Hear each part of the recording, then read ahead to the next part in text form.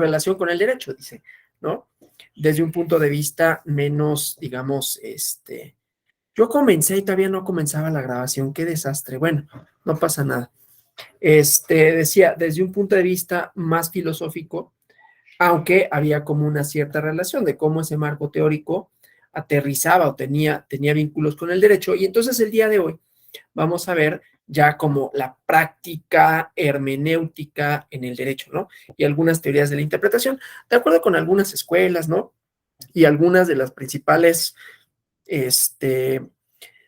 metodologías que son tanto teóricas como prácticas, ¿no? Porque vamos a ver como cada una de las escuelas tiene una idea sobre qué es el derecho y a partir de qué es el derecho, entonces se puede interpretar, se puede interpretar, se puede estudiar, ¿no? Estoy saludando a la persona de tecnologías que ya se incorpora aquí, por eso el hola, ¿no? Lo saluda. Una disculpa, perdón a todos. No, Tengo problemas aquí con mi internet. No, ni pero te apures. ya jaló, ya estoy acá por cualquier cosa. Excelente, amigo, muchas gracias. Sí, pendiente. Vale. Bueno, decía, voy a compartir una presentación que va a guiar esta sesión y hablaremos de esta parte de la hermenéutica, ¿no? Entonces, cada una de estas corrientes, la hermenéutica en general, que ya saben, ¿no? La hermenéutica jurídica, como una disciplina que hace referencia a la interpretación del derecho.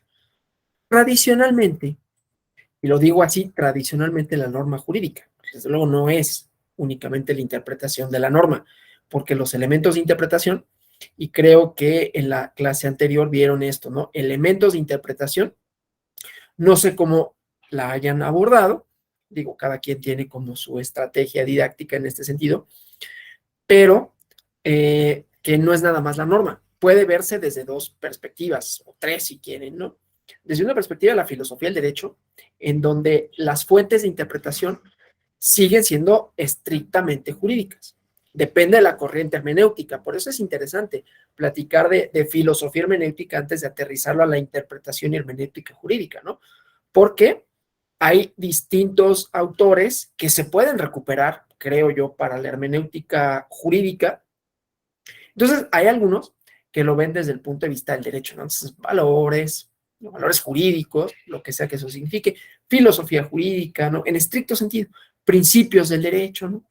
Pensar el derecho como una esfera autónoma, cerrada, autorreferente, en donde tanto el contenido, los principios y por lo tanto, no solo la metodología, sino lo que se interpreta, no proviene de otra esfera que no sea el derecho, ¿no?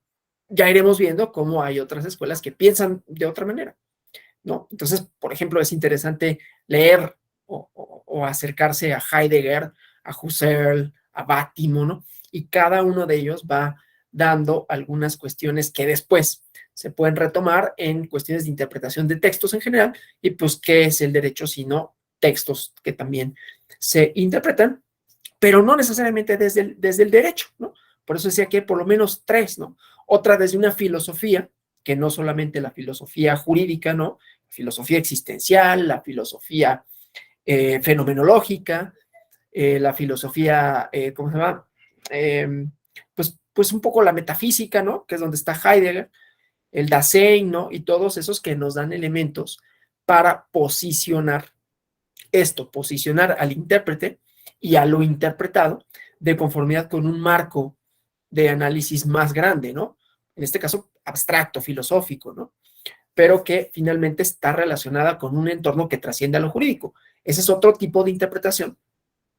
Insisto, no necesariamente es la interpretación predominante o dominante en nuestro sistema jurídico, pero que está ahí y que es posible.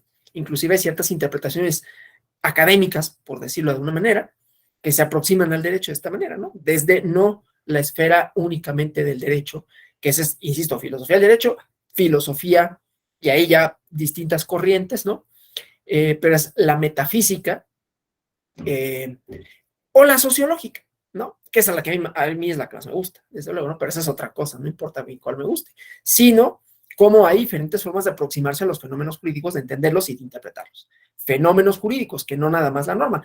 Pero bueno, Todo esto para decir que lo que interpretamos, a final de cuentas, son los textos legales, ¿no? Que cristalizan en enunciados. Así, ¿no? Que estos enunciados tienen distinto contenido, ¿no? No son solo el enunciado que faculta, que prohíbe, que limita, sino también los enunciados que componen un discurso jurídico, ¿no? Y con ello me refiero a exposiciones de motivos, diarios de debates, ¿no? Entonces, todos estos son los elementos que nos dan interpretaciones. Dependiendo de dónde nos coloquemos, filosófica, sociológica o estrictamente jurídicamente, tendremos herramientas distintas para interpretar, ¿no? Entonces, esta idea, que no sé si vieron un poco, ¿no? De cómo, de acuerdo con esta filosofía hermenéutica, metafísica, fenomenológica, que tiene uno de sus principales autores a Martin Heidegger, ¿no? Lean Ser y Tiempo, pero cuidado con las traducciones, ¿no? Porque hay una traducción que es la de Fondo de Cultura Económica, que no es necesariamente una traducción que sea sencilla de leer. No estoy diciendo que sea mala. Si yo no puedo hacer una traducción, yo no puedo decir si una traducción es mala o buena, salvo porque, híjole, leer Ser y Tiempo en el Fondo de Cultura Económica, y me encanta el Fondo de Cultura Económica, leerlo es odioso, eso es horrible porque no se entiende nada, ¿no? Hablando de hermenéutica, y de la relación con los textos y de las vivencias de los textos, voy a contar una anécdota. Ahorita voy a lo jurídico, primero lo bueno y luego lo jurídico.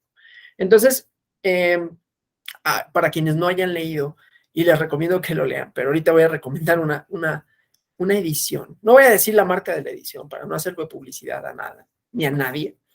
Pero fíjense, hablando de hermenéutica, ¿no?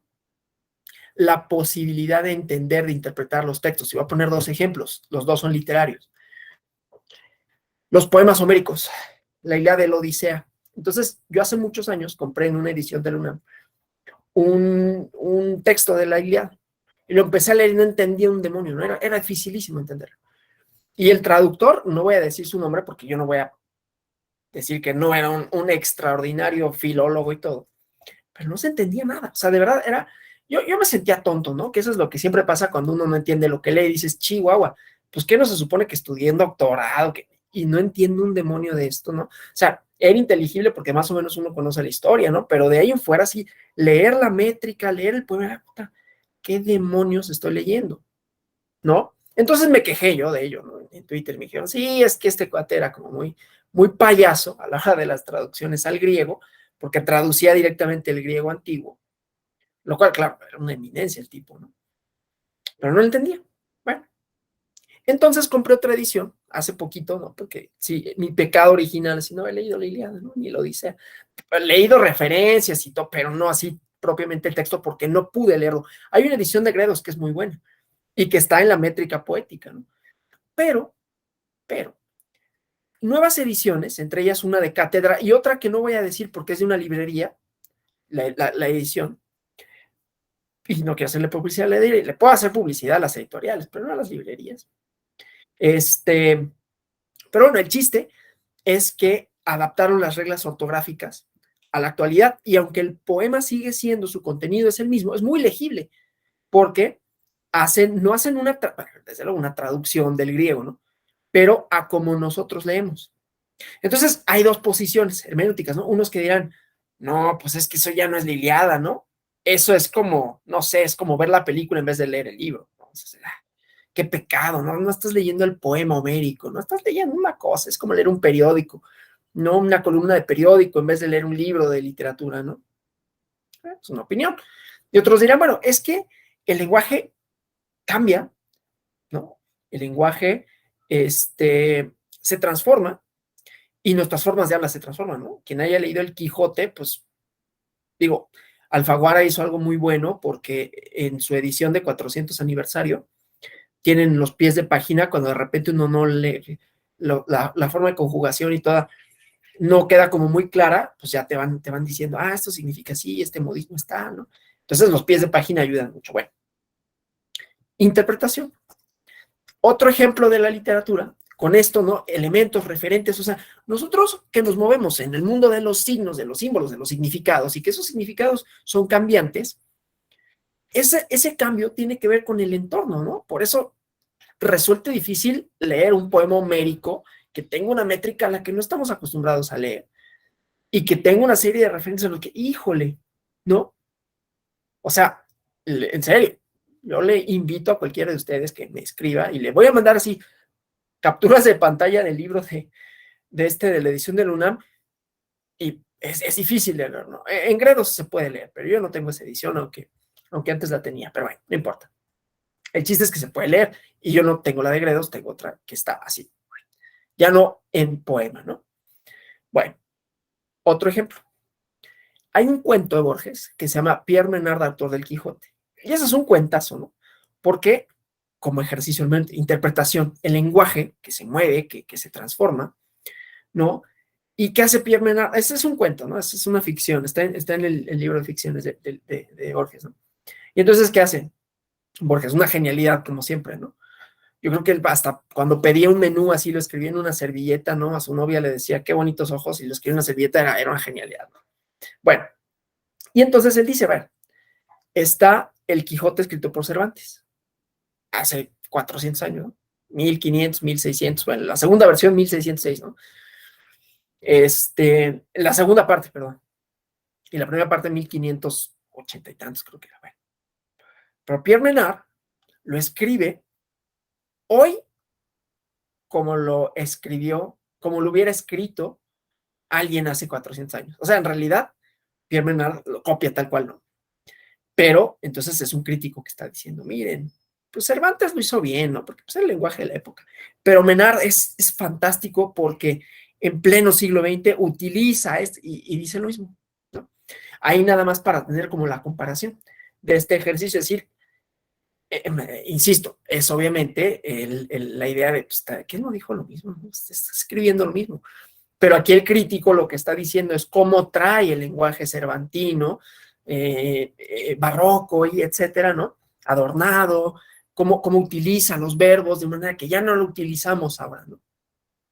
Bueno, otro ejemplo, literario, también, ¿no? Primero lo bueno y luego lo del derecho. Walter Benjamin dice en un ensayo que se llama Sobre el oficio del traductor. Y luego Juan Villoro lo recupera. Perdón, puros hombres. Ya tengo que dejar esa manía de solo hablar de güeyes, ¿no? Ya voy a incorporar mujeres, lo prometo, porque siempre lo digo en todas las clases. Y sí, trato de hacerlo, ¿no? Pero ahorita sí como los referentes que traigo en la cabeza son estos vicios que uno va aprendiendo en la escuela del autor, el autor, el autor, el autor, y las autoras las hay, pero como que nunca uno repara, ¿no? Y cuando empieza a reparar, pues tienes que hacer un ejercicio hermenéutico, justo, de búsqueda, de cambiar esas interpretaciones de quiénes son los que han poseído siempre el conocimiento. Pero bueno, entonces decía, lo recupera y dice, la diferencia que hay entre textos que fueron escritos, mismo Quijote, ¿no? Pero textos que fueron escritos hace muchos años en el idioma original, sea español, sea inglés, sea el que sea, y la traducción es que la traducción permite, ¿no? Que se transforme la obra. O sea, no es lo mismo leer Los Hermanos Karamazov en ruso, digo yo no leo ruso, ¿no? Porque es el lenguaje del momento en que le escribe Dostoyevsky. Bueno, vamos a poner otro ejemplo para que sea una mujer, ¿no? No es lo mismo leer Memorias de Adriano, de Marguerite Yourcenar, aunque lo he escrito en los 70, ¿no? Pero lo escribí en francés, ¿no? A leerlo una edición, una nueva traducción, porque hay una traducción de Cortázar que es casi simultánea, pero una edición recientemente traducida, ¿no? O no sé, bueno, no, porque ese es actual. Iba a decir de esta, la autora del cuento de la Margaret Atwood, ¿no? Pero ella no, porque escribe ahorita, entonces su inglés. Pero Margaret Atwood, el cuento de la criada, dentro de 100 años, pues en inglés va a seguir siendo The Handmaid's Tale, ¿no? Handmaid's Tale. Pero aquí el cuento de la criada va a cambiar porque va a cambiar el español, el referente, el símbolo, ¿no? Entonces, eso dice, es una ventaja, en cierta medida, de la traducción, porque va adecuando el texto al momento, ¿no? Que es el mismo ejemplo que ponía de la Ilíada. Bueno, entonces, interpretar, ¿qué interpretamos? ¿Cómo interpretamos? ¿Y a partir de qué? Porque son signos lingüísticos, ¿no? Y el lenguaje es plástico, el lenguaje se transforma, el lenguaje cambia, los referentes cambian, las instituciones jurídicas cambian. Ya voy a hablar de derecho, ¿no? No es lo mismo la noción que hoy tenemos de ciudadanía que la que teníamos hace 50 años. Las institución sacramental, ¿no? El matrimonio.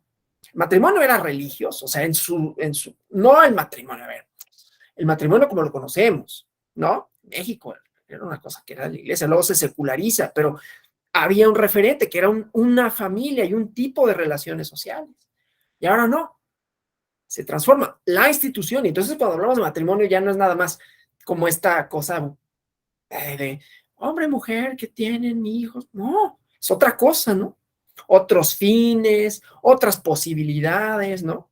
Habrá quien no le guste, habrá quien sí le gusta. A mí sí me gusta, pues, pero no importa si me gusta o no me gusta. El chiste es que cambian los referentes que son externos. A ver, no es que el derecho lo defina de una manera por siempre y para siempre, ¿no? En el debate en torno al matrimonio, se acordarán, ¿no? Porque hubo una controversia constitucional, una cosa ridícula. Perdón, porque ese es un comentario político que yo no tendría que hacer, pero lo hago, ¿no? Porque el matrimonio es una institución. Matrimonio es una palabra que supone una unión que pues, puede ser de otra. O sea, si lo inventaste con el lenguaje, lo puedes desinventar, vaya, ¿no? Pero era como la naturaleza, no hay naturaleza en nada, ¿no? Es idioma y son referentes. Y los referentes son tanto internos, claro, para que se pueda construir una lógica jurídica y decir, entonces a este le damos la razón a partir de premisas, ¿no? Supongo que en las clases, si no, ahorita lo vamos recuperando, ¿no? Que en las clases de positivismo y su relación con el derecho vieron esto de la lógica simbólica, ¿no? Y Wittgenstein y Russell, ¿no? Y las premisas, y que si se puede descomponer en una o varias premisas, está bien, ¿no? Esa cosa como medio matemática o muy matemática del lenguaje, pero lo cierto es que independientemente de esas operaciones que podamos hacer de conformidad con premisas, de conformidad con, no sé, antinomias, lo que quieran ponerle, ¿no? En términos lógicos, lo cierto es que las palabras no son números, ¿no? El 4 siempre va a ser el 4 y es una cuantificación de algo, ¿no? Aunque es una representación, porque esta es la lógica simbólica, ¿no? Representar 4, lo podré representar de otra forma, tan es así que el número romanos representa el 4 de otra manera, pero lo representamos así y pues 4 es 4 y ya, ¿no? Al menos en este universo, ¿no? En este universo de referentes. Las palabras jurídicas no son así, ¿no? El silogismo, sí, digamos, la regla lógica siempre tendrá que tener una hilación, una concatenación y un resultado, pero las premisas cambian de conformidad en que cambian los referentes, ¿no? O sea, la regla de la premisa, la regla de la suma, no es una suma, pero la regla de la suma va a ser la misma regla, pero si los números cambiasen, ¿no? Si el 4 después ya no fuera 4, fuera 5, entonces el resultado va a variar aunque la operación sea la misma, no sé si me explico. Los positivistas se jalan los pelos con esto, ¿no? Por eso no les gusta, ¿no? Porque, pues es que eso no te da certeza, ¿no? Y la falta de certeza, pues es como, ¿no? O sea, porque la estructura mental del abogado, ¿no? Una racionalidad así en donde tú puedas determinar en todos los casos, sin el elemento subjetivo, que hay algo, una realidad concreta a la que estás haciendo referencia, ¿no? Y pues, uy, sorry, no. Insisto, además, esto es empíricamente demostrable. Familia, pero ustedes piensan en cualquier palabra o institución jurídica, ¿no? Y va a cambiar, ¿no? Va a tener cambios. Y esos cambios, insisto, no son, es que cambió el sentido jurídico. No cambió el sentido jurídico. Cambió el entendimiento, cambió la interpretación, cambiaron los alcances. Sí, porque el órgano facultado para poderlo interpretar lo hizo, pero ¿de conformidad con qué? Pues con que alguien lo planteó, ¿no? Una persona dijo, no, sabes que no es tan así, ¿no? Pero una persona, no, pues yo también quiero reclamar para mí el derecho legítimo que tengo de formar una familia con otra persona, con otro hombre, si yo tuviera esa preferencia, ¿no? No, no puedes porque el matrimonio, porque no puedo, ¿no? O sea, pues, me puedo unir y tengo, cambia el significado, cambia la interpretación y de conformidad con qué cambia con el tiempo, ¿no?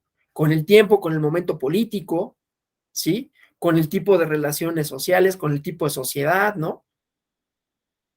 Todos esos son elementos hermenéuticos, ¿no? Que ahí están. Entonces, por eso digo que puede haber distintas posiciones, pero nunca vamos a, insisto, los positivistas, positivistas don't like this, ¿no? Ahorita si los positivistas van a ir abandonando la reunión. Porque entonces dicen, no, pero es que el derecho no se explica por el derecho y eso es impensable para los kelsenianos, ¿no? Yo no sé cómo le hagan luego, ¿no? Entonces, ¿por qué se transformó la idea? Me interesa lo de familia, pero cualquiera, ¿no? Matrimonio, ciudadanía, el que sea. El concepto que sea es lo de menos, se transforma. No significa lo mismo en todos lugares. Es muy fácil, ¿no? Ciudadanía. Los ciudadanos de Atenas, pues eran bien poquitos, ¿no? Ni Aristóteles, ¿no? Y eran ciudadanos. Los ciudadanos en la Norteamérica de la esclavitud, pues eran blancos, ¿no?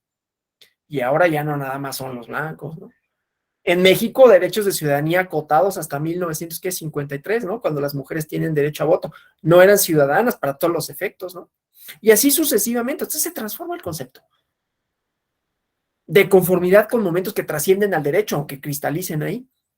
Entonces, bueno, todo eso, así, toda esa media hora, no, 20 minutos, porque empezamos un poquito después, para decir, pues, cómo es la norma, el objeto, el símbolo, donde cristalizan cosas, pero que los elementos de interpretación, aunque tengan una lógica interna, aunque estén de conformidad con la lógica simbólica, aunque tengan reglas de interpretación, los referentes, claro, yo soy hermeneuta, ¿no? Entonces yo por eso hablo de esta así como con gusto y hablo de otras cosas, ¿no? Porque pues para mí la norma jurídica es una cristalización de otras cosas y que tiene elementos de interpretación que son ajenos a la norma, ajenos a los valores del derecho, ajenos a los principios, ¿no? Pero bueno, entonces, todos los tratados, ¿no? Sobre la interpretación hablan de la hermenéutica, ¿no? La hermenéutica del derecho, ¿no? Que es una forma, pues, no sé si universal, pero es una forma, una metodología, eso sí podemos decir, una metodología y una filosofía que nos habla de la comprensión de lo jurídico.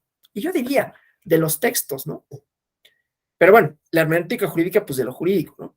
Y ofrece los rasgos de una doctrina filosófica del derecho, donde se dilucidan los temas referentes al conocimiento jurídico, a la regulación práctica de los comportamientos. Entonces, esta idea de la hermenéutica jurídica, insisto, es una hermenéutica, una propedéutica, ¿no? Al estudio del derecho, ¿no?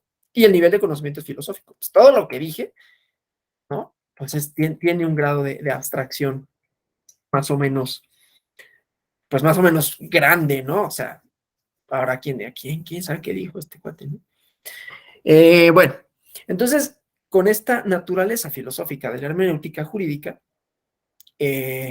pues resulta como, digamos, interesante plantearlo en términos ya de, bueno, sí, ya qué bueno que dijiste todo eso el Quijote, pero ¿cómo lo planteamos? De manera que un abogado litigante formule alegatos, argumente, ¿no? En favor de una causa, pues comprendiendo el sentido de la ley, pero esto es lo que me interesa, ¿no? Que ese sentido no está predeterminado, que ese sentido es multivariado y que ese sentido tiene referentes teóricos que pueden estar o no, insisto, depende del punto de vista que se vea, ahorita ya voy a aterrizarlo así solo del derecho, ¿no? Pero que varían, que cambian y que por lo tanto transforman también el alcance, el contenido, los significados del derecho. Hubo un debate, ¿no? Bueno, hay un debate en torno a una institución horrible y fea y antidemocrática como la prisión preventiva oficiosa, ¿no? Y entonces había el debate sobre si podía o no la Corte, ¿no? Pronunciarse, si la Constitución en su artículo 19, no era el 19. Bueno, no me acuerdo cuál era el artículo constitucional que decía el procedimiento legislativo y cuál es el constituyente, no era el 19. El 19 es el que prevé la prisión preventiva. ¿Cuál es el procedimiento legislativo? ¿Cómo se puede modificar la Constitución? ¿No? Esto que aprendimos de Constitución rígida, ¿no? Que el constituyente permanente se integra por el Congreso y la mayoría de los estados, la mayoría de las legislaturas de los estados, y solo estos pueden reformarla. Y entonces la Corte no se puede pronunciar. Eso hace referencia a una teoría del derecho, ¿no?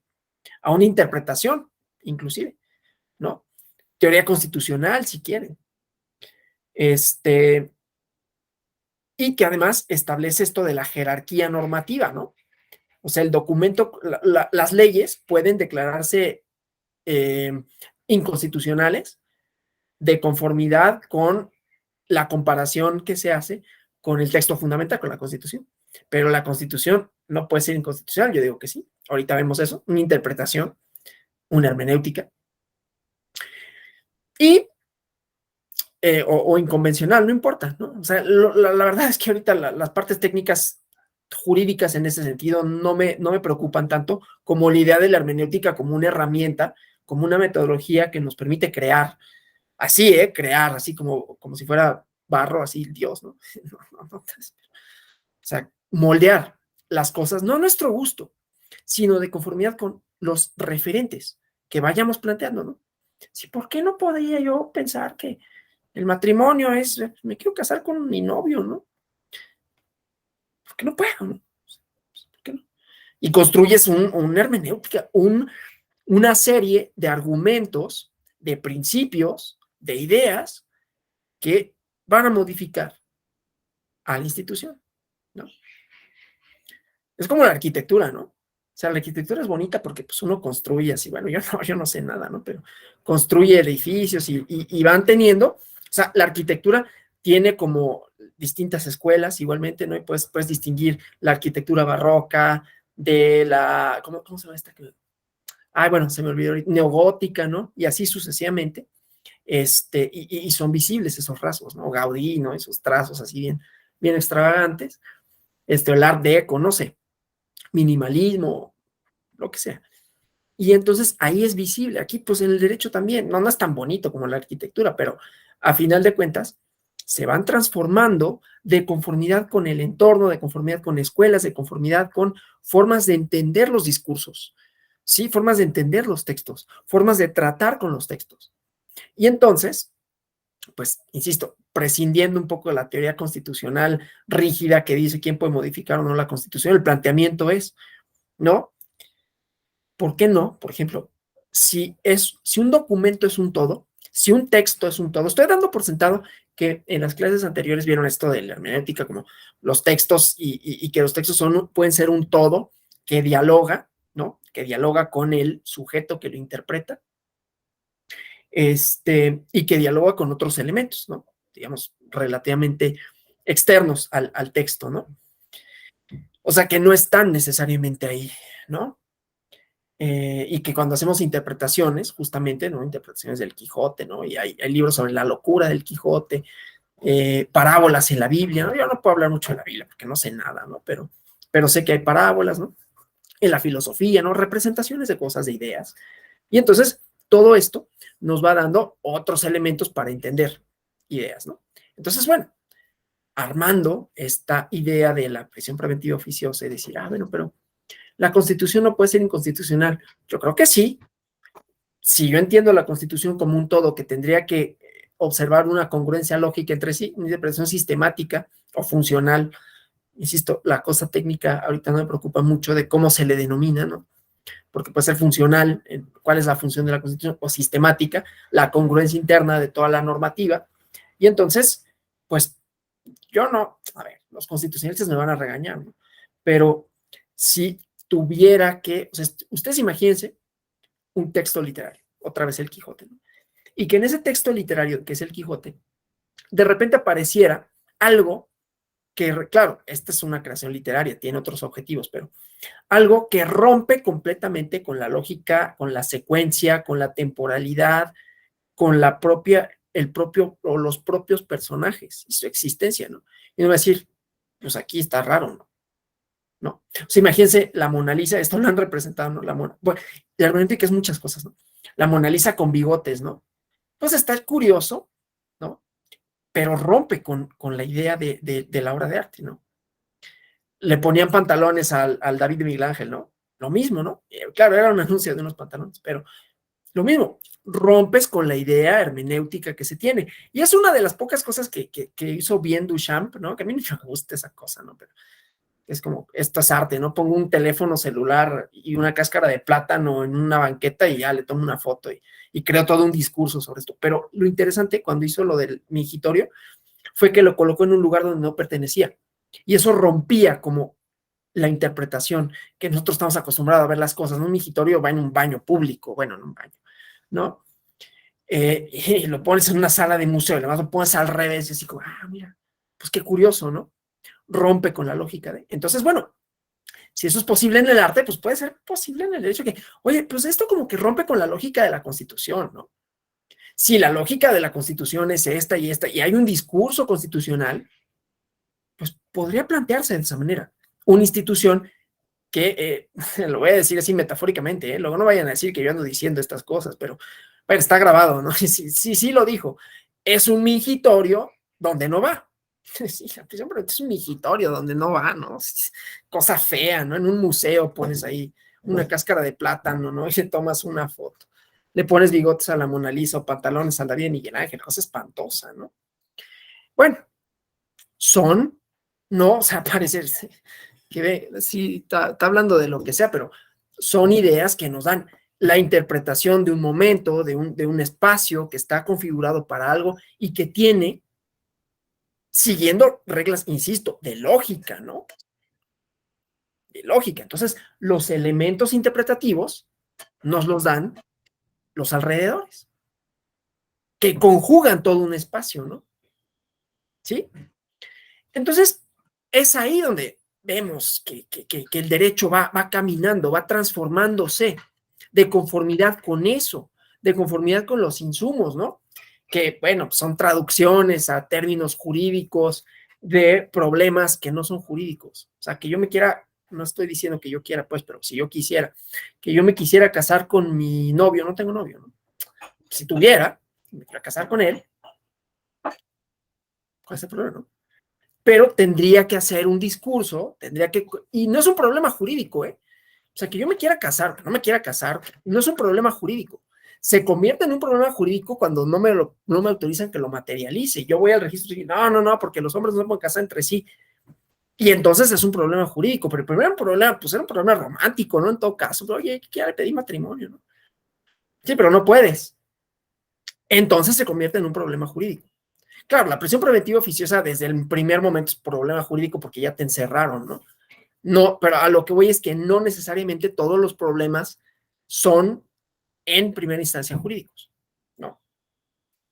Pueden serlo, pero no necesariamente. Entonces los insumos son varios, ¿sí? Bueno, entonces vamos a avanzar en la presentación, ¿no? Déjenme hacer grande esto, ¿no? Entonces, esto que estaba, espérenme nada más porque así como ven que parece que estoy hablando como de memoria, tampoco soy así, ¿eh? Tengo aquí mis apuntes y necesito verlos porque si no me pierdo. Entonces, bueno, eso, ¿no? La aplicación de la norma jurídica, pues, implica un trabajo previo interpretativo, que no es exclusivo del juzgador o juzgadora. Bueno, esto de ponerle es hermenéutica, es transformar los alcances, los significados, transformar las palabras de conformidad con una realidad. Bueno, a mí no me molesta, ¿no? Pero a quienes les molesta. Pues no sé que te guste o no te guste, ¿no? Es simplemente que, otra vez, son signos que hacen referencia a cosas, ¿no? Las palabras y las cosas de Foucault, léanles luego, ¿no? Entonces, bueno, cualquier operadora jurídica, ¿no? Que tiene como intención fundamentar un razonamiento basado en el ordenamiento jurídico. Entonces, aplicamos, ¿no? Una proposición jurídica que tiene que ver con la averiguación de su contenido, pero el contenido no está predeterminado, ¿no? Porque si no, pues no habría litigios, ¿no? No habría litigios. O sea, a ver, piénsenlo así, hablando de hermenéutica y de lógica simbólica y de representaciones, si yo fuera, yo no soy, pero si yo fuera a construir un edificio y calculara cuál es el volumen que yo tengo que excavar para poder hacer la cimentación, no está sujeto a debate, es una fórmula o varias ecuaciones, y las X y las Y y las Z que salgan son ciertas. Hay un cierto margen, desde luego, ¿no? Un cierto margen en que, bueno, más o menos esto, pero pues sí tiene que ser lo más preciso posible, porque si no se va a caer la torre. Yo ahorita aquí estoy viendo una torre de BBVA, ¿no? Perdón por el comercial, pero pues eso, ¿no? O sea, pues, no lo cimento bien y el volumen era mayor o era menor y ya se me cayó el edificio, ¿no? Entonces, eso no está sujeto a cambios, como si está sujeto, ¿no? El lenguaje. A lo que voy es que son signos distintos y tienen lógicas diferentes y son cambiantes. Y por eso suscitan controversia. No hay controversia en una ecuación, el resultado es uno y ese es el resultado cierto. Desde tiempos de, no sé, de Newton, la ley de Newton la enunciamos, la primera, segunda y tercera, las enunciamos igualitas y se cumplen. Después Einstein dijo, sí, pero se cumple la masa, sí, pero en la Tierra, en este planeta, la primera ley ahí está, ¿no? Y la segunda y la tercera. Y se cumple, y la formulación es exacta. Para conocer la velocidad es una fórmula y se despeja. Entonces no hay controversia. Nadie va a decir, no, pero es que la velocidad, nada. Y con estas proposiciones sí hay controversia.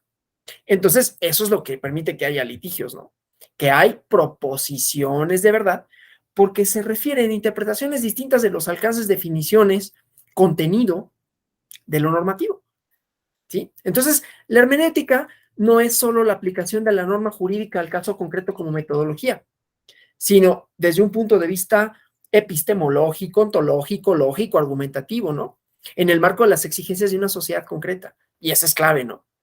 Entonces, el ejercicio hermenéutico de la interpretación de la norma jurídica tiene bases teóricas, ¿no? Para su desempeño, pero no se queda ahí, llega a un plano práctico, dirige el sentido de su aplicación, de justificación, ¿no? Entonces, afecta directamente la esfera jurídica de las personas en sus bienes, derechos, obligaciones, en su libertad, ¿no? Esto que decía de esta institución, ¿no? Que es el Duchampsazo, ¿no? Lo voy a escribir algún día para algún lado, así, ¿no? Es el mijito. No tiene sentido, pues, ¿no? No tendría por qué estar ahí, ¿no? Claro, Duchamp fue una genialidad, aquí es una desgracia, ¿no? Bueno, entonces, propiamente dicho, la hermenéutica es una... Es que es que yo tengo aquí un apunte que dice que es una teoría científica del arte de interpretar textos, pero yo más bien diría, es una teoría que propone la interpretación de los textos. ¿Por qué? Yo no diría que es científica. Tiene muchos elementos que, a ver, los científicos lo vieron con los positivistas, ¿no? La idea positivista de la ciencia es que sea demostrable, comprobable y que se prescinda del elemento subjetivo. Y aquí yo no puedo prescindir del elemento subjetivo. Pues, ¿qué pasa en las discusiones de la corte, no? Había escuelas, teorías, ideas que estaban en choque en torno a la prisión preventiva oficiosa, ¿no? En torno a si se podía o no hacer ese tipo de control. Entonces, si fuera una teoría científica, otra vez, pues despeja la ecuación y yo te la reviso, pero solo puede haber un resultado cierto, no puede haber, la misma ecuación no puede tener 5 resultados ciertos, a menos que alguien que aquí sepa matemáticas me diga, no, claro que sí, pero según yo, no, porque si tuviera 5, entonces ahí la incertidumbre juega así como un papel medio raro, ¿no? Bueno, el chiste, pues, es que este objeto de interpretación, esta teoría, metodología que se ocupa de la interpretación del texto en el derecho, aunque no es el único objeto sujeto de interpretación, es decir, la norma, se hace referencia a la interpretación de esta, ¿no?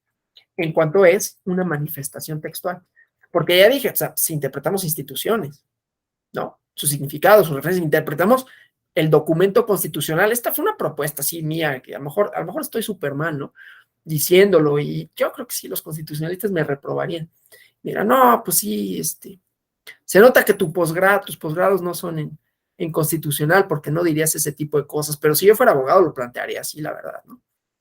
Bueno, entonces, la distinción, pues, que tendríamos que hacer entre hermenéutica e interpretación, o sea, están ligados, pero no son sinónimos, porque la interpretación jurídica se puede entender como un proceso, como una actividad, como un producto, ¿no? O sea, una operación, si fuera un producto, o bueno, cuando es un producto, es la operación cognitiva que hace el intérprete para buscar el contenido significativo de las normas jurídicas, ¿no? O lo que intentan expresar por medio del lenguaje, relacionándolo con conductas y otras realidades concretas que se sujetan a ellas para atribuirle una extensa gama de posibilidades, un significado específico, singular y transformador. Puse el ejemplo del matrimonio, ¿no? Matrimonio entre parejas del mismo sexo. Es que no está bien dicho eso, pero bueno. Desde esta perspectiva, toda norma jurídica, ¿no? Desde la situación concreta de su aplicación, tiene que ser interpretada independientemente de su claridad, ¿no? Desde la segunda vertiente, ¿no? La interpretación jurídica como producto es el resultado de este proceso cognitivo, ¿no? Que lleva a cabo el intérprete. Es una consecuencia de la interacción entre la capacidad cognitiva y racional del intérprete con la norma jurídica, los destinatarios y sus circunstancias específicas, el contexto del caso concreto y los fines y valores del derecho, ¿no? Es un resultado que se manifiesta mediante valores, perdón, mediante razonamientos argumentativos, ¿no? Forma orientaciones, decisiones vinculantes, ¿no? De acuerdo con las facultades del intérprete.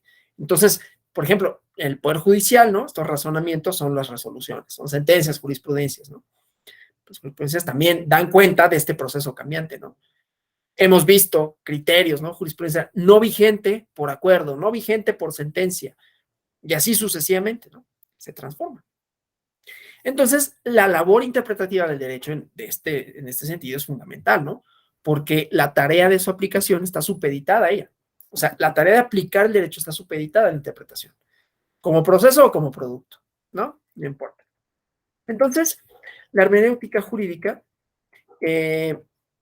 implica en sí misma la interpretación, estudiando al mismo tiempo, proporcionando, ¿no? Como vemos aquí en la lámina, los métodos por los cuales el intérprete o la intérprete no únicamente comprende el sentido de la norma, sino también la posibilidad de explicarlo. Es un método íntegro, capaz de abarcar la comprensión, la explicación de las normas jurídicas. Y desde luego, la relaciona con hechos, con valores que intervienen en el derecho. Entonces llega al plano de la argumentación, ¿no? Entonces se trata de la teoría general de la interpretación de las normas de derecho a partir de las conductas humanas y del contexto sujeto a ellas. Por eso es importante el término, ¿no? Y por eso es importante decir, el derecho tiene insumos que están por fuera de él. El contexto, pues, no puede gustarle a algunas personas, pero el contexto importa, ¿no? Para efectos de entender el contenido normativo, sus alcances y su significado. Porque justamente la finalidad es revelar un sentido de su contenido, ¿no? Principalmente, aunque no exclusivamente, a su aplicación al caso concreto, ¿no? Y esto le permite llegar a los juzgadores a una decisión justa, razonable, que no válida en todo momento y en todo lugar, ¿no? O sea, válida en un espacio y en un tiempo determinados, ¿sí? La expresión de las normas, los signos por medio de los cuales se manifiesta esta significación, la conducta de las y los seres humanos, los fines, los valores del derecho, son también esenciales para determinar este sentido aplicativo. Entonces, vamos a esto que me gusta mucho, que son las características de la hermenéutica, ¿no? Y aquí esta es la parte así como padre, porque digo de esto, ¿no? Lo otro estaba padre porque estaba hablando de cosas que no eran necesariamente jurídicas, ¿no? Pero características de la hermenéutica jurídica. Es antipositivista. Ah, qué bonito. Porque, para mí no, porque considera el derecho más allá del conjunto de normas emanadas de la función legislativa, ¿no? Lo entiende como una práctica social. Digo, yo creo que ya quedó claro desde que iniciamos, ¿no? Y ya les había quedado claro, desde luego, con mi compañero Raúl Ávila. Y se comprende desde su interpretación, argumentación y futura aplicación, ¿no? La comprensión, pues, de una norma jurídica, entendida como texto, se da en relación o en la relación de esta con el contexto específico de su aplicación. Entonces, se necesitan de experiencias, datos previos dados en una realidad concreta, ¿no? La comprensión de una norma jurídica, pues, no se encuentra de forma exclusiva en su texto, ¿no? En su enunciado. Entonces, desde el punto de vista hermenéutico, la interpretación no es lineal, circular, un ciclo entre el texto normativo, los destinatarios de la norma, el contexto específico, el intérprete, ¿no? Un poco la idea de la dialéctica hegeliana, ¿no? Y bueno, es un constante ir y venir entre dichos elementos. Entonces, bueno, voy a avanzar en la presentación vamos a algunas técnicas interpretativas. Ay, perdónenme, es que estoy buscando. Ay, ¿por qué no lo veo? Ah, ya. Yo sí, no les miento, ¿no? Yo tengo que ir a mi acordeón porque a pesar de lo que parezca, sí hay cierta sistematicidad en lo que estoy diciendo, ¿no? Entonces, bueno, vamos a estas ideas como generales, ¿no? Esta referencia concreta a las normas, ¿no? O sea, no podemos dejar de pensar que la necesidad de interpretar en el ámbito jurídico nace de la indeterminación, no solo de la falta de claridad, ¿no? Porque a veces había como esta idea, es de García Maínez esta idea, ¿no? Que dice, bueno, no se interpreta la materialidad de los signos, sino el sentido de los mismos, lo que significan, su significación, ¿no? Entonces decía, sí, lo que pasa es que luego no es muy claro, ¿no? Lo que dice. Y entonces cuando es ambiguo, cuando tiene como muchas posibilidades semánticas, entonces hay que rellenar como ese hueco, ¿no? Ahorita vamos a ver las escuelas. Pero la verdad es que no se trata solo de insuficiencias gramaticales, porque decíamos, uno de los insumos básicos es el contexto, ¿no? Entonces, bueno, las normas jurídicas pueden manifestar vaguedades, imprecisiones, pero insisto, muchas veces lo que pasa es que las palabras, su significado social, se va transformando. Y esa transformación, la definición de familia, o sea, familia como institución, es muy clara, ¿no? Y sin embargo ya no es tan clara porque ya tiene muchas posibilidades de ser, ¿sí? Entonces ahí no es que, pero es que no está claro qué se entiende con familia. No, estuvo clarísimo, ¿eh? Durante mucho tiempo estuvo clarísimo. Lo que pasa es que quién monopolizaba el discurso de qué era la familia, ¿no? Es esta cosa, para quienes les guste pensar así en Humpty Dumpty con Alicia en el País de las Maravillas, ¿no? No importa el sentido de la palabra, importa quién tiene el poder. Yo decido lo que, no estoy, ¿cómo se llama? Citando textualmente, ¿no? Porque la idea de Humpty Dumpty es, las cosas significan lo que yo quiero que signifiquen. Y no es que sea arbitrario, es que depende quién tenga el poder para decir qué significan esas cosas. Pues sí, por eso la familia en algún momento significó lo que significó. ¿Sí? Entonces, siempre hay otros elementos que tenemos que entender, ¿no? O sea, la vida del hombre, de las sociedades en todos sus aspectos están en movimiento, nunca son estáticas, pero están atravesadas por otras cosas, por relaciones de poder, para decirlo concretamente, ¿no? Por eso hablé de las palabras y las cosas de Foucault. Entonces, eso por un lado, ¿no? Y tendremos que ser conscientes, ¿no?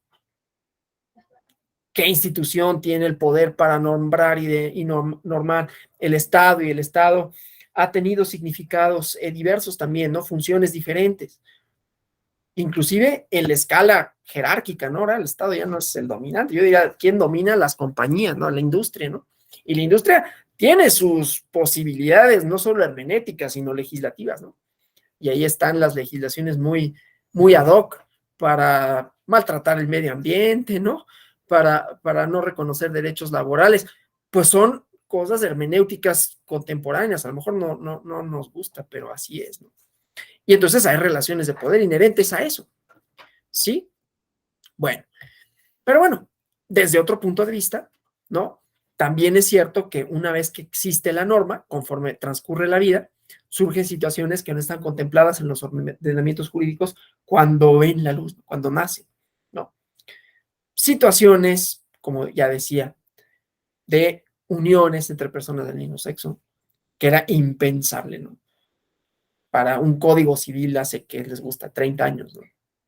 El texto de la norma jurídica, entonces, sin importar cuánto lo intenten, nunca se puede valer por sí mismo para abarcar toda la realidad, todas las situaciones a las que pretende hacer referencia en este ejercicio aplicativo, ¿sí?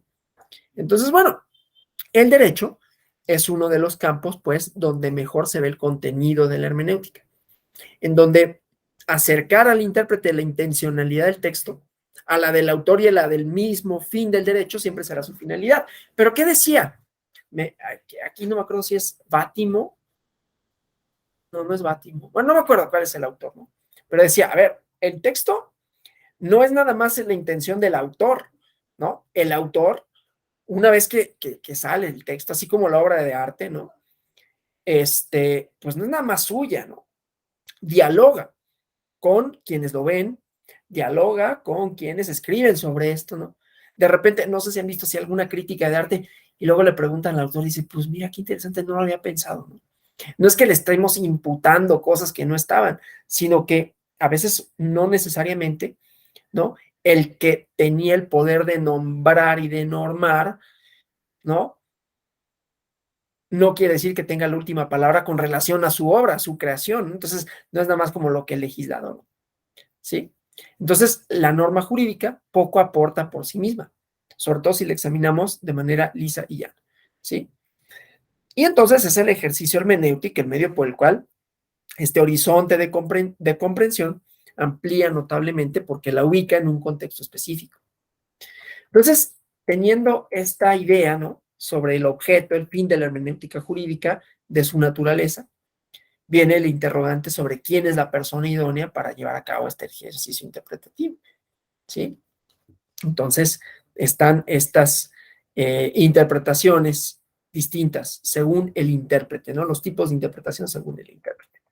Porque una interpretación jurídica, ¿no?, se puede clasificar atendiendo a varios criterios, pero pues tiene una función práctica, ¿no?, un peso específico. Entonces, esta clasificación es quién tiene posibilidades de interpretar las normas de derecho, ¿no? Textos especializados, ya lo sabemos, ¿no?, están en las constituciones, en los tratados internacionales, en los códigos, en las sentencias, en los reglamentos, en los contratos, etcétera.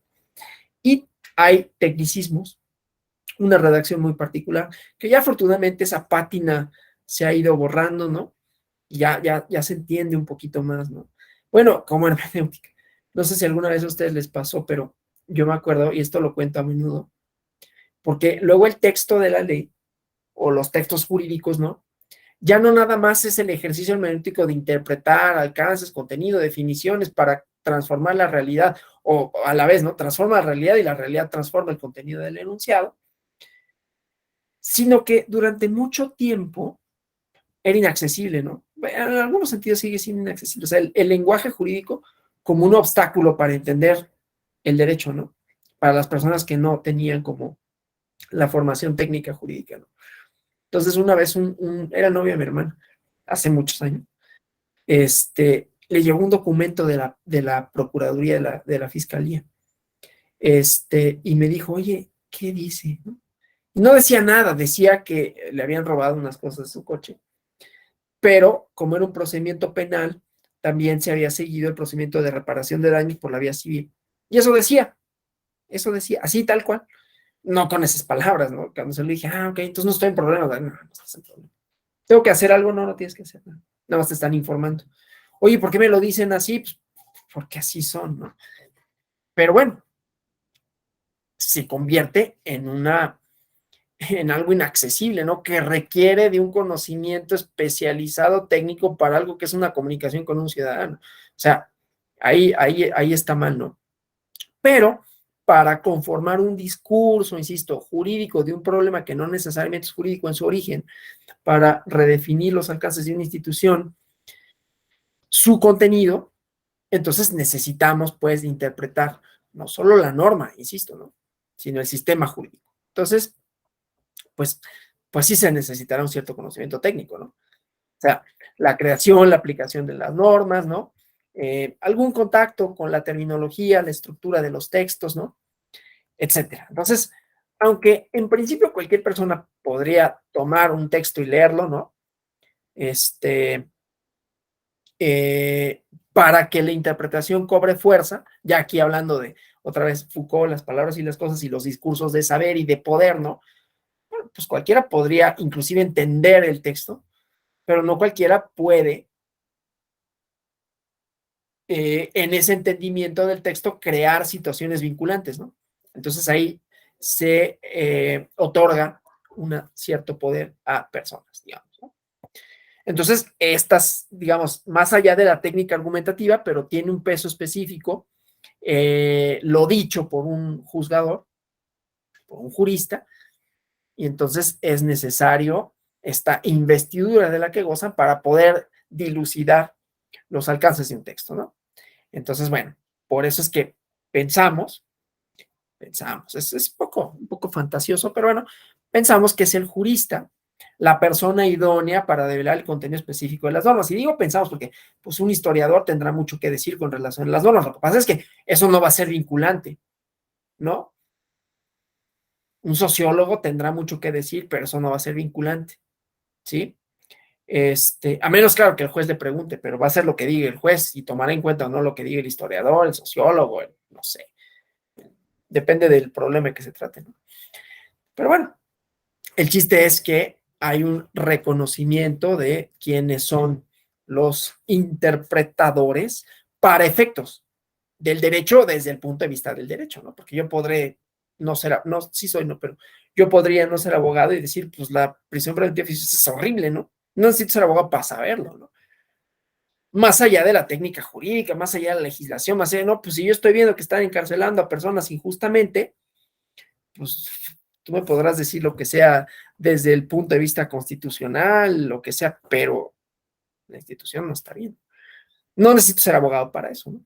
Quizás necesitaría ser abogado para, no quizás, para poder llevar a cabo un argumento jurídico que se presente ante los juzgadores y que entonces sea analizado en esos términos y tener una materialización, ¿no? Como puede ser un proyecto de sentencia o una sentencia que lo elimine, que no pasó, pero podría pasar, ¿no? Entonces, bueno, esto, ¿no? Bueno, pero hay varias interpretaciones, ¿no? La interpretación doctrinal, a mí me gusta decirle científica, porque el derecho no es una ciencia.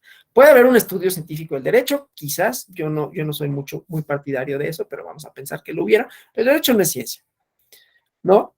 Si fuera ciencia no habría interpretación, pues. No hay interpretación de las leyes de Newton, ¿no? No, eso no, sí es, ¿no? A toda acción corresponde una regla y se cumple, ¿no? Un vector, no hay, o sea, ¿no? No hay posibilidad de que si yo lanzo este objeto, caiga a una velocidad que no sea constante, va a caer, ¿sí? Que varía de conformidad con la masa, sí, pero va a caer a la misma velocidad, la aceleración es la misma, ¿no?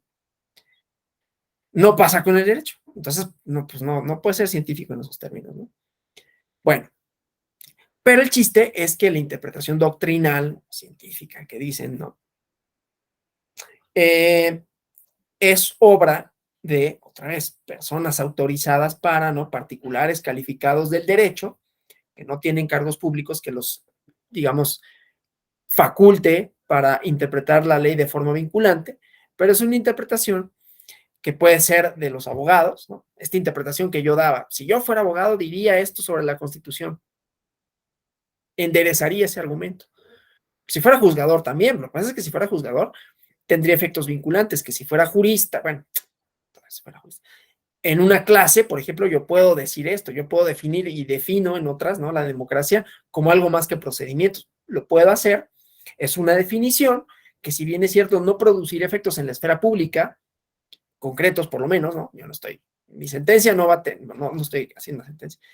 Y si le hiciera, pues a nadie le importa. Ah, aquí está mi sentencia, pues sí, pero no eres juez, ¿no? O sea, lo que tú puedas decir, aunque tenga la estructura, el contenido, no es una sentencia y no es vinculante. Bueno, obviamente, el sentido, la valía de esa interpretación tiene que ver, sobre todo, porque tiene un carácter orientador, ¿no? O sea, puede dar luz al juez, ¿no? Que está buscando, ¿no? La aplicación de una norma al momento en que se encuentra con complicaciones en el ejercicio de sus funciones. Sí lo hacen a veces, ¿no? Recurren, no sé, puede ser hasta autores mexicanos, ¿no? A Carpizo, a Fix Zamudio, ¿no? O puede ser no sé, a Ferraioli. Yo no sé mucho de autores de derecho, ¿no? Pero entonces, bueno, cuando el juzgador escucha los alegatos igual, ¿no? De los abogados dentro de una litis, que tienen una interpretación, que un abogado hace eso, ¿no? Interpreta el sentido de la norma aplicable al caso, ¿no? De las circunstancias. Y tiene una serie de razonamientos que pretenden orientar la decisión del juez, de la jueza, a favor de la causa del cliente, ¿no? Hay una interpretación y muchas veces es una interpretación doctrinal. o puede serlo, ¿no? En el sentido de que, aunque soy interpretación privada, no soy un profesor, soy un abogado, pero estoy dando un discurso en relación a por qué tengo razón, en este caso, ¿no? Los alegatos de oídas, ¿no? Otro uso común de este tipo de interpretación es el de los profesores, ¿no? Yo di una interpretación que, insisto, no es si constitucionalmente es correcta o no, no importa, en realidad, ¿no? Porque no hay tal cosa. Los positivistas otra vez, odiándome en 3, 2, 1. Porque obviamente esto, pues yo digo, no importa si dice eso o no, pues no, es que no importa, ¿no? No. O sea, lo que importa es el argumento, cómo lo plantees, porque es cambiante, y cómo vinculo situaciones de hecho concretas con relación a mi pretensión jurídica, que puede ser, otórgame el amparo y protección de la justicia federal para estos efectos. No importa cuál sea el fundamento, es que la Constitución no puede, no, sí puede, sí puede. Yo digo que sí puede, y voy a construir un argumento y una interpretación, ¿no? Por ejemplo, esto de jerarquía normativa, es que no pienses que la Constitución solo puede referirse a documentos que están por debajo.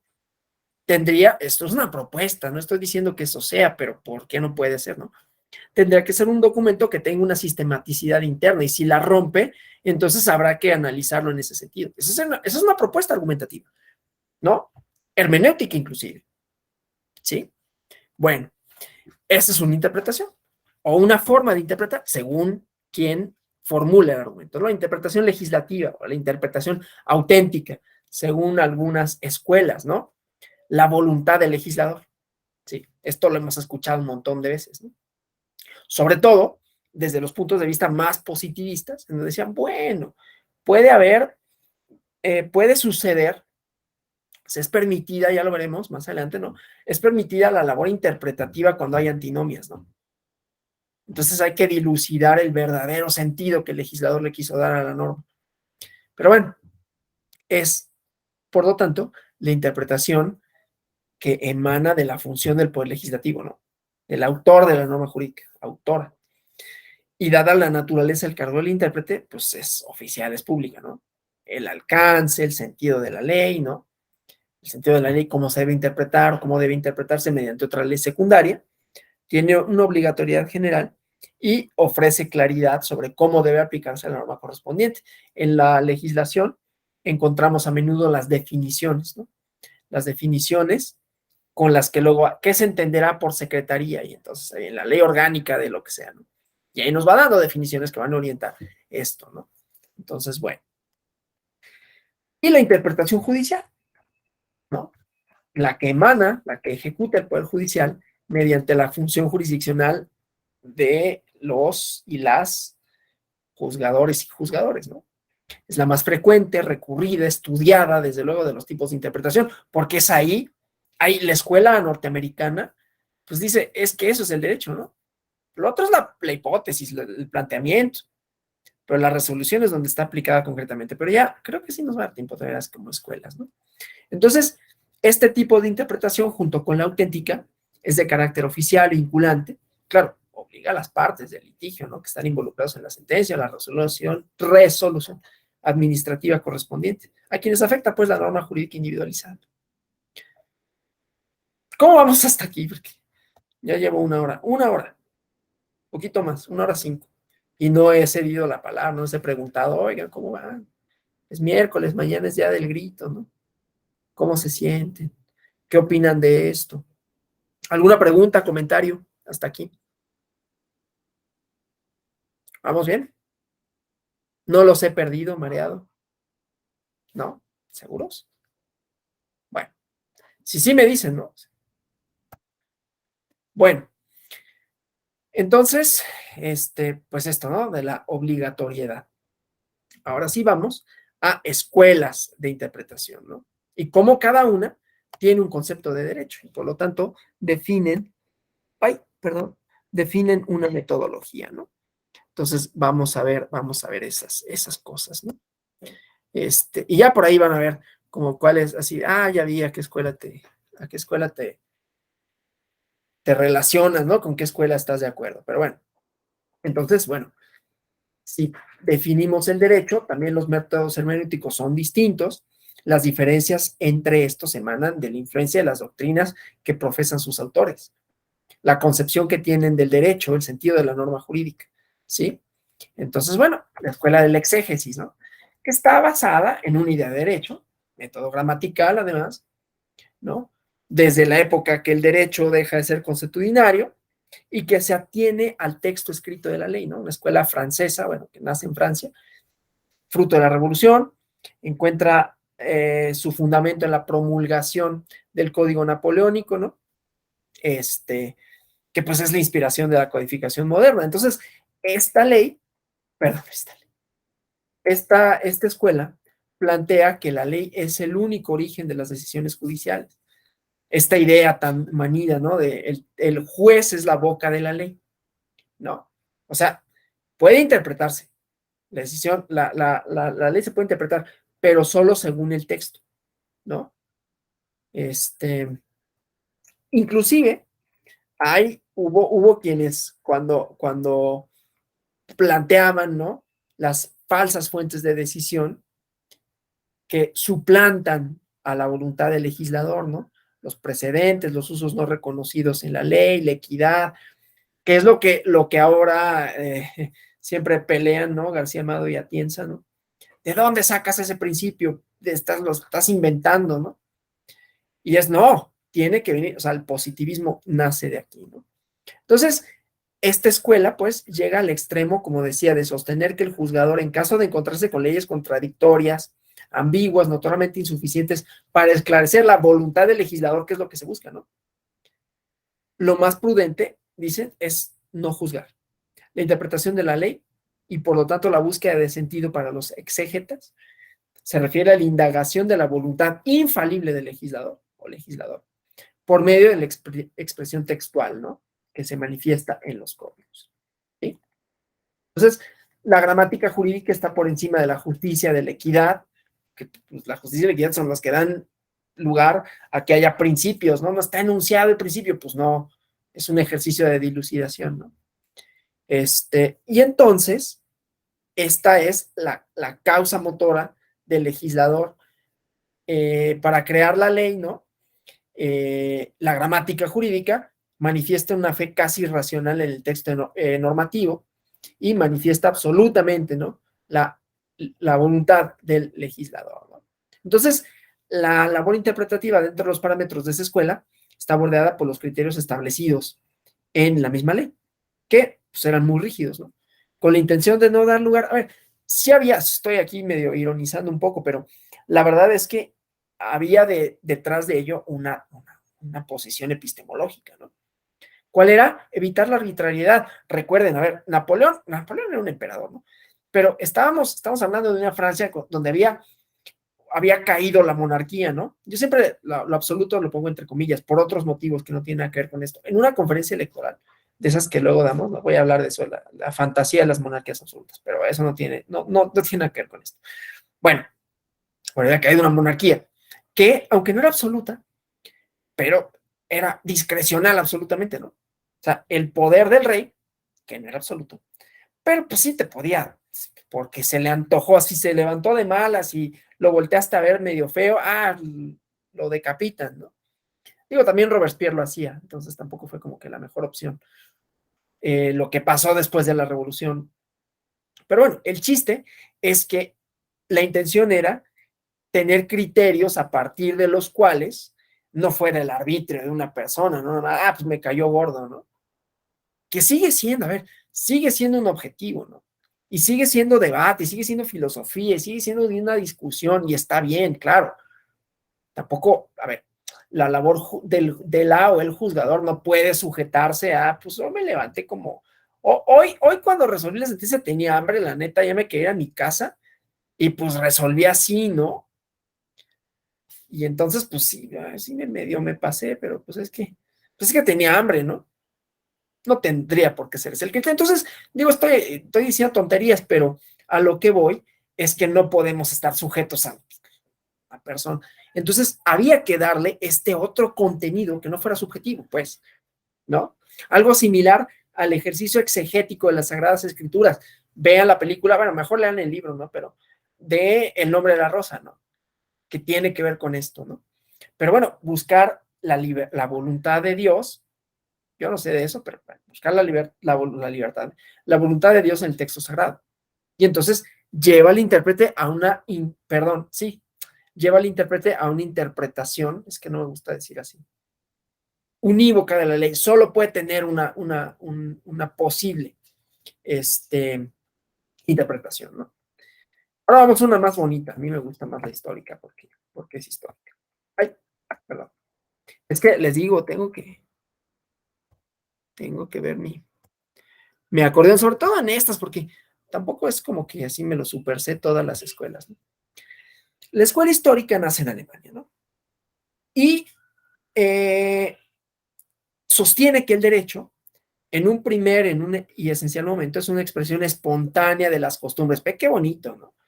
Una expresión espontánea de las costumbres y convicciones, esto lo estoy leyendo, de un pueblo determinado, enmarcado en las condiciones históricas del momento, o sea, el elemento histórico que yo les decía, ¿no?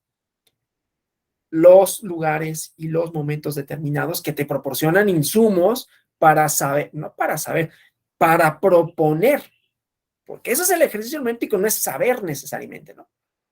¿Cómo voy a saber qué va a significar la familia en 20 años? Pues, quién sabe, ¿no? Espero que se amplíen los horizontes del alcance de la definición, ¿no? ¿Sí? Pero bueno, entonces, no es un saber necesariamente, o sea, es un saber, pero que está enmarcado en todo caso a un momento y a un lugar determinados. Pues, entonces, está enmarcado en condiciones históricas. Luego se formaliza en la actividad del legislador, pero no arbitrariamente, ¿no? Con base en las costumbres, en las convicciones, ¿no? Y entonces recuerda esta naturaleza de la función legislativa como representante del pueblo. Voceros, fíjense, de la conciencia nacional, ¿no? Carl von Savigny, ¿no? Como se pronuncia. Y para la interpretación de la ley es un procedimiento. Esto de la pronunciación, voy a hacer un paréntesis, pero también son ejercicios hermenéuticos, ¿no? Porque luego a mí me da mucha risa cuando se burlan de la gente cuando habla inglés así con un acento muy marcado, ¿no? Es que hablas inglés y los cursos así pero tenemos profesores nativos, ¿no? ¿Y qué es lo que te venden? Pues el acento, ¿no? Pero claro, el acento o es inglés, ¿no? British, o es norteamericano, ¿no? American accent. Y entonces es como, qué buena onda, ¿no? Qué horrible tu inglés porque suena como alguien que su primer idioma no es el inglés, pero a ver, los acentos en el inglés, pues hay un acento que es hindú, o sea, ellos también hablan inglés, ¿no? Su primera lengua. Digo, tienen ellos muchas otras lenguas y lo que sea, pero también fueron colonia inglesa y hablan inglés, ¿no? Y nadie quiere el acento hindú por alguna razón que hermenéuticamente hablando, pues es que hay relaciones de poder y entonces tenemos, no, pero la lengua de Shakespeare, entonces hay que hablar como los británicos o como los norteamericanos. No quise decir gringos, ¿no? Hablando de hermenéutica, porque se tiene otros significados. Y van a decir, es que le caen gordos, ¿no? O los jamaiquinos, pues ellos también hablan inglés y yo no estoy viendo que, los profesores jamaiquinos, vamos a hablar acento jamaiquino. No quieres, pues eso también es acento nativo. Entonces, ¿por qué hay una asociación, no? Bueno, a lo que voy con todo esto, ¿no? Es como los significados, ¿cómo se llama? Las ideas en torno a lo correcto, a la correcta interpretación, a la correcta significación de algo, también están inmersos no solo en esta idea abstracta de la conciencia histórica de un pueblo, pues la conciencia histórica de un pueblo, pero que en un momento ganó un discurso sobre otro, porque la conciencia histórica de un pueblo no es una sola, ¿no? O sea, hay otras cosas que compiten y pues ganan y pierden porque es poder ahí detrás, ¿sí? Bueno, pero pues para Savigny, no se diga, la interpretación de la ley es un procedimiento, ¿no? Y reconstruye el pensamiento histórico colectivo del pueblo que contiene en ella. Entiende que la ley aplicada en el presente tuvo su origen en un momento histórico del pasado. Y este procedimiento administrativo, Dios, perdón, es que di clases del PES y no sé qué, entonces procedimiento ya inmediato, es procedimiento administrativo. Perdónenme, por favor. Procedimiento interpretativo Bueno, la hermenéutica tiene, ¿no? Sí, ¿cuáles son los referentes que traes en la cabeza, ¿no? Para pensar algo, ya automáticamente. Perdón, este procedimiento, interpretativo, otra vez iba a decirlo, se construye con elementos gramaticales, porque se refiere al lenguaje de la ley, lógicos, tampoco es arbitrario, ¿no? Implica la descomposición del pensamiento, las relaciones lógicas que lo unen, el histórico, ¿no? El estado de derecho existente al momento de que se crea la ley, y el sistemático, ¿no? Un lazo íntimo entre instituciones y normas jurídicas en una vasta unidad, ¿no? Dentro de este proceso interpretativo es fundamental considerar estos elementos unitariamente, ¿no? Entonces, una auténtica interpretación no puede desconocer, de acuerdo con esta escuela, ¿no?, la evolución histórica de la norma, ni del sistema jurídico de donde proviene. Entonces, para descubrir su sentido, es sumamente útil hacer un análisis de toda la legislación y de los motivos concretos que la originaron. Entonces, la ley tiene vida propia, independiente de las funciones del Estado. Vean qué bonito, es que a mí me gustan estas cosas, ¿no? O sea, esta escuela, la otra, ¿no? Incluida la legislativa, ¿no? Que la legislativa que hace la formaliza, la protege. Pero entonces el intérprete debe de considerar la ley como un prototipo que es susceptible de ser llenado de contenido, según las necesidades históricas de cada lugar. Y entonces la interpretación ponderada por esta escuela es aquella que mejor se adapte a las necesidades del momento, que al contrario de la interpretación de la escuela de exégesis, ¿no?, deja un abanico abierto de posibilidades y libertad en la función jurisdiccional, ¿sí? Podemos pensar, bueno, yo creo que podemos pensar que este modelo interpretativo se utiliza en la elaboración de jurisprudencia, ¿no?, cuando la ley no contempla una solución a casos concretos que surgen con posterioridad al momento en que se crean. Pero claro, hacer un uso metodológico de este sistema, pues también abre un margen de posibilidades de arbitrariedad, ¿no?, de subjetividad. Y entonces eso nos puede llevar a la ¿se dice equivocidad? Yo creo que sí. Equivocidad absoluta de interpretaciones, ¿no? Entonces, bueno, esta escuela, ¿no? Ahora vamos a otra que también está padre, ¿no? La escuela de la libre interpretación científica. Esta, insisto, también está padre porque tiene sus ámbitos de interpretación, o sea, sus ámbitos hermenéuticos, no se centran nada más como en la ley. O sea, en un contexto jurídico, esta escuela, ¿no?, donde todavía está, lo interesante, a ver, otra cosa de las escuelas es que, pues, responden a otras, ¿no? Entonces, acá, cuando surge esta libre investigación científica, todavía predominaba la tesis exegética de esta plenitud hermética autónoma de la ley escrita, ¿no? Y que esta basta para comprender todos los elementos necesarios en la solución de situaciones jurídicas que se presentan y donde la labor interpretativa de los juristas era aplicar la norma pegada al método tradicional, ¿no?, de estos silogismos deductivos, ¿no? Entonces, bueno,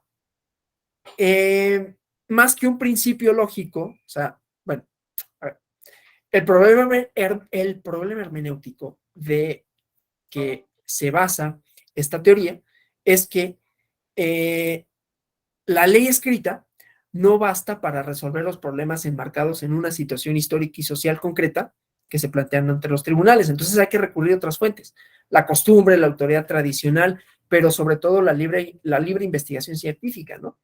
Porque me está llegando un correo de una participación en una feria virtual del libro del tribunal, ya ni me acordaba. Bueno, la ley es una manifestación de la voluntad consciente que encuentra cabida en la interrogante por el propósito del legislador. Pero para dilucidarlo, no. O sea, no es un principio lógico que contiene una codificación o que se contiene en la codificación, sino que hay que encontrar estos propósitos, ¿no? Y entonces hay que investigar no solo el sentido semántico de las palabras que integran los códigos, sino las realidades sociales concretas en donde se busca que la ley produzca los efectos pretendidos por su autor. Este tema, ay, me encantaría. Así haría otro paréntesis, pero ya me empieza a comer el tiempo, porque las expectativas del derecho, pero eso es otro tema. No tiene que ver con hermenéutica, pero que tiene que ver con otras cosas que son bien interesantes, ¿no? Pero bueno, entonces no es nada más, pues, el contenido gramatical, sino cuáles los efectos que se pretendían, las expectativas. Una norma es una expectativa, ¿no? De cumplimiento o de incumplimiento. Al que haga, entonces esto, o al que no haga, entonces esto, ¿sí? Y entonces, el contexto pragmático de la ley, ¿no? Trata de ir de la mano con la intencionalidad del legislador, porque dice, la ley subsiste después de la muerte del legislador y regula situaciones que no contempló expresamente, ¿no? Es como, metafóricamente hablando, pensar cuando uno arroja, bueno, yo no arrojo piedras, pero que cuando estás niño, ¿no? Arrojas una piedra al agua y tú piensas que va, bueno, que atrás a hacer patitos, ¿no? Piensas que va a ser patitos, 3, 4, y arrojas, pum, así una ola así grande, ¿no? Pero no sabes ni dónde va a caer, ni cuántas olas va a generar. O sea, una vez que lanzaste la piedra, ya quién sabe qué va a pasar con eso. O sea, entonces las expectativas que se ponen, en este caso con la ley, pueden no ser las mismas de las consecuencias que tiene no solo su aplicación, sino su entrada en vigor, ¿no? No sé si me explique con esto, pero pues la ley se aplica. ¿Sí? La ley la aplican a otras personas. Entonces el legisladora podría tener una voluntad, lanza la piedra y resulta que pues no le atinó al árbol, ¿no? Le pegó a otro lado y no solo le pegó, sino que le contestaron otra pedrada. Entonces ahí hay una serie de interacciones que hay que tener en cuenta. Entonces, este panorama pone al intérprete ante una interpretación. Oh, es que esto sí está en el apunte, ¿no? Así lo escribí. Pone al intérprete ante una interpretación de la ley excedente de las fórmulas legales que fueron incapaces de brindar una respuesta a un caso concreto, ¿no? O sea, la interpretación no nada más es como sería la física. Con respecto a la física, yo no la entiendo, ¿no? Pero, o sea, pero que son fórmulas que se cumplen y que son ciertas. Acá las fórmulas legales no bastan para brindar una respuesta al caso concreto. O los criterios jurisprudenciales, doctrinales, precedentes, la costumbre, pues proponen varias soluciones. Varias soluciones. Entonces, frente a este horizonte, el juez echa mano de la libre investigación científica, ¿no? Que le guía respecto a qué decisión toma. Entonces, la investigación científica es una fuente secundaria, principal, que guiará la decisión. No, es una fuente principal, perdón, que guiará las decisiones de los jueces, ¿no? Y hay que especificarla. Es libre, dice, porque no está sometida a una autoridad positiva, como es el texto, ¿no? Es científica, tiene esta pretensión, pues, ¿no? Porque solamente puede hallar las bases sólidas en los elementos objetivos descubribles por la ciencia, ¿sí? Entonces, la interpretación tiene que ser objetiva, libre de influjos personales. Seguimos en la idea de, pues sí, tenemos que limitar también la arbitrariedad, ¿no? Debiendo fundamentar su decisión sobre principios seguros de naturaleza objetiva que rodeen situaciones concretas sometidas a su juicio, ¿no? Y solamente se podrá acceder a ellas mediante un minucioso examen de la naturaleza de las cosas. Y entonces se basa en datos, en elementos, déjenme ver si, ajá, no, es que dije, ay, a lo mejor hice 2 diapositivas de esto, hubiera hecho 2, porque estos elementos son importantes de mencionarse, ¿no? Entonces son los elementos, datos previos o reales, ¿no?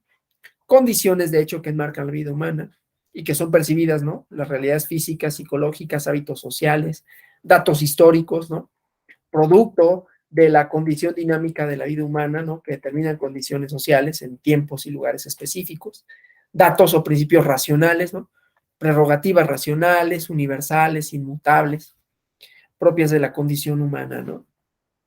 Y datos ideales, aspiraciones que dirigen las relaciones humanas, las relaciones sociales deseadas o deseables por el legislador cuando creó la norma, ¿no? Las expectativas que tenía, que se depositaron. Entonces, estos 4 elementos son el objeto de la libre investigación científica, a través de los cuales el juez edifica esta actividad creadora de interpretación, ¿no? La escuela de derecho libre, que no la escuela libre de derecho, que no es lo mismo, ¿eh? Déjenme, es que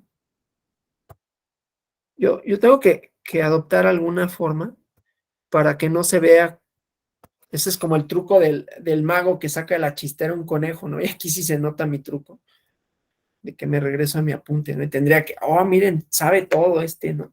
Lo dice así, nada más, como si fuera cualquier cosa. Pero no. Bueno, la escuela del derecho libre no nace como un conjunto sistemático de ideas o principios. Es un movimiento académico en contra de las tesis también de plenitud hermética de los sistemas jurídicos y del sometimiento incondicional de los jueces a la letra de la ley. Entonces, para esta corriente, el derecho, hasta también me gusta, ¿no? Porque el derecho es plástico, dinámico, espontáneo, ¿no? Y es, fíjense, ya les había dicho yo, pero la voluntad del poder social de donde surge. Entonces, admite la presencia de lagunas y estas tienen que ser colmadas por la ciencia jurídica. Se sumerge en las convicciones sociales como fruto de la voluntad colectiva para ello, ¿no? Entonces, tiene como, lo que pasa es que esta escuela era como muy heterogénea, ¿no? Pero más o menos rechaza la doctrina de la suficiencia absoluta de la ley para regular la vida humana, sin importar el tiempo y lugar concreto donde se aplique. Luego, si la ley y en general las fuentes formales son insuficientes, entonces necesitamos de la labor personal y creadora del juez. Además, no es la única fuente de derecho positivo. Hay que reconocer la significación a las leyes que brotan de la conciencia jurídica colectiva de las sociedades, repudia la hermenéutica tradicional de los exégetas, ¿no? Propone un modelo de interpretación basado en convicciones sociales, en la libertad prudencial de la actividad de los jueces, ¿no? Entonces, el derecho, según esta escuela, no puede ser ajeno a las convicciones sociales vigentes en un lugar y un tiempo determinado. No se puede tapar los oídos ante los valores, la buena fe, las buenas costumbres. Bueno, las buenas costumbres. Eso no es, eso es una cosa muy chistosa, ¿no? Que son las buenas costumbres. Pero bueno, la moral social, vamos a decirlo así, el prudente arbitrio y la opinión pública, ¿no? No se puede hacer el ciego ante la injusticia, la angostura de una ley. Esto es lo que luego también a muchos juristas les hace como ruido, dicen el juez activista, ¿no? Porque no es que necesariamente se adscriban a esta escuela, pero de pronto hay choques. Y los choques están bien porque entonces dan cuenta de posiciones teóricas, ¿no? Y metodológicas de qué conozco, qué es el derecho y por qué creo que es importante o no, ¿sí? Entonces a mí me gusta. Yo si fuera juez, yo sí sería juez activista, lo digo así, ¿no? Y yo no lo veo como algo malo, en el sentido de que, a ver, no puedo no evaluar el momento político, ¿no? Por eso no voy a ser juez, ¿no? Ya desde ahorita ya me descarté, ¿no? Ahorita si un día voy así a comparecencia, van a pasar este video y van a decir, no, pero él ya dijo que va a ser activista, entonces ya no le damos el puesto, ¿no? Pero bueno, entonces el derecho libre, ¿no? Tiene que ver con las convicciones de la gente sobre lo justo y lo injusto, convicciones que de manera efectiva regulan las conductas de los hombres. Entonces, la jurisprudencia conceptual, entendida como el derecho positivo, no puede ir en contra de las necesidades y convicciones sociales. Entonces, lo que pretende esta escuela es facultar a la labor judicial de poder prescindir de la ley si considera en una situación determinada que ésta no le ofrece una solución carente de duda. Si cree que el poder estatal o social no habría de dictar la solución desprendida de la exacta aplicación de la ley. Ante esta situación, para dar solución al caso concreto, el juez se inspira en el derecho libre para resolver de manera discrecional. Bueno, eso tiene su problemática, ¿no? En pos de la justicia social, ¿no? Y entonces el juez no solo descubre o aplica el derecho, sino lo crea por medio de la individualización de la norma. Y entonces la tradición hermenéutica, concretamente la jurisdiccional, heredada por la Escuela de Derecho Libre, se basa en convicciones sociales acerca de la justicia, ¿no? Y las que tiene una sociedad en concreto, que no es de forma absoluta, ¿no? Y además, claro, esto sí y solo sí, la exacta observancia de la ley no ofrece soluciones satisfactorias basadas en la justicia y en las exigencias de la vida misma. Entonces, solo así, de manera prudencial, los jueces pueden prescindir de la ley e iniciar un proceso creador de derecho, ¿no? Está padre eso, ¿no? Por lo menos como propuesta. El realismo jurídico, yo siempre critico a los Estados Unidos, pero tienen cosas bien buenas también, no puedo decir que no. Además de la NFL, pero también cosas buenas en términos ya de esto, ¿no? Y su literatura es fantástica, sobre todo la del siglo XX. Bueno, desde Poe para adelante, ¿no? en esta escuela del realismo jurídico, que ya había adelantado algunas cosas, ¿no? Jerome Frank, Herman Oliphant, Underhill Moore, Charles Clark, ¿no? Se manifiestan en contra de esta concepción del common law, que piensa el cuerpo de normas jurídicas omnicomprensivo, igual, capaz de juzgar la totalidad de los casos habidos y por haber, ¿no? Algo parecido, solo que desde otra tradición, a la escuela del exégesis, ¿no? Y se llama realismo por el intento de buscar la realidad efectiva sobre la cual se apoye y de la cual emana el derecho vigente en un determinado país. Y es la función jurisdiccional el lugar donde lo encuentra. El derecho real y efectivo para esta escuela es la resolución del órgano jurisdiccional a cada caso particular. Las leyes, los reglamentos son presunciones probables, pero no son una respuesta absoluta carente de duda. Entonces, en última y originaria instancia, es la resolución judicial la que lo hace. Mientras los jueces no solucionen la litis por medio de la interpretación y la posterior aplicación de las leyes, estas no son derecho, son hipótesis. El fallo judicial es lo vinculante para las partes, no la ley escrita, nacida de la voluntad del legislador. Tiene este libro buenísimo, Jerome Frank, que se llama Derecho e Incertidumbre, que cuando yo lo compré, yo dije, ay, incertidumbre, estará pensando en el principio de incertidumbre de Heisenberg, no, pero no. Pero está padre, no obstante, ¿no? Porque decía que la incertidumbre proviene de que los tribunales de alzada o de segunda instancia, revisores, lo que resuelven es incierto, no se puede predecir. Los gringos, perdón, los norteamericanos tienen esta idea de la predictibilidad, ¿no? Y les encanta la estadística utilizarla para ello. Y entonces decían, se puede predecir, o sea, dado que el concepto de seguridad jurídica es el margen de predictibilidad que tenemos con relación a una decisión jurisdiccional, más o menos, ¿no? Dice eso la seguridad jurídica. Dice, es incierto porque los jueces de alzada o los tribunales de alzada están interpretando una decisión judicial que se basó en los hechos y en realidad el que interpreta los hechos es el que toma una decisión, ¿no? Y esos hechos que interpreta el juez de primera instancia tienen un grado de incertidumbre grande, ¿no? Y los tribunales de alzada ya van con los hechos que están interpretados, como fueron interpretados por el juez primigenio, ¿no? Y en esas interpretaciones del juez primigenio hay muchas cosas, y él pone el acento en el racismo, ¿no? Que median entre el objeto del conocimiento, la ley, y el resultado. Pero bueno, entonces, el realismo jurídico piensa que la actividad, bueno, el realismo jurídico norteamericano, porque hay un realismo jurídico europeo, piensa que la actividad jurisdiccional es quien tiene el monopolio de la creación del derecho positivo.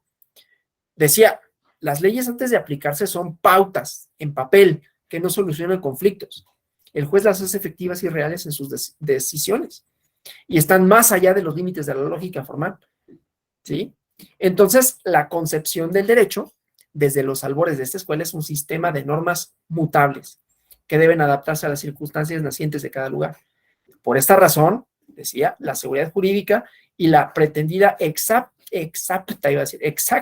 observancia de la ley se tienen que suprimir por un cambio en sentido progresivo que los jueces, por medio de la interpretación, se encargan de plasmar en la realidad al solucionar conflictos. Y de este modo, llevan la labor interpretativa hacia un terreno equívoco extremo. Lean a Jerome Frank en Derecho e Incertidumbre. Lo tienen, las editoriales sí las puedo promocionar. Bueno, sí, lo tiene en Fontamara y el libro es barato, ¿no? Cuesta como 80 pesos. Y de verdad vale mucho la pena. Bueno, me callo ahora yo y les cedo la palabra a ustedes si tienen alguna pregunta, comentario, alguna participación con relación a lo hasta aquí expuesto. Dejo de compartir. Y decía, preguntas, comentarios hasta aquí. Bueno, si no hubiera nada que añadir, que preguntar, que comentar, que criticar de la sesión del día de hoy, yo les agradezco, les deseo un feliz fin de semana, que ya, pues para muchos comenzará a partir de mañana.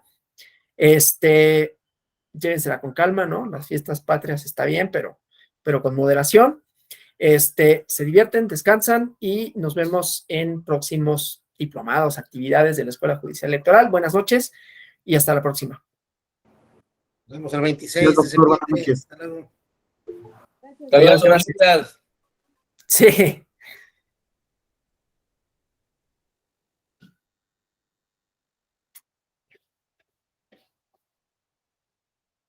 Ya acabamos, amigo. Ya puedes detener la grabación porque todo lo que grabes a partir de ahorita no me hago responsable, ¿eh? No es cierto, ya me voy a salir.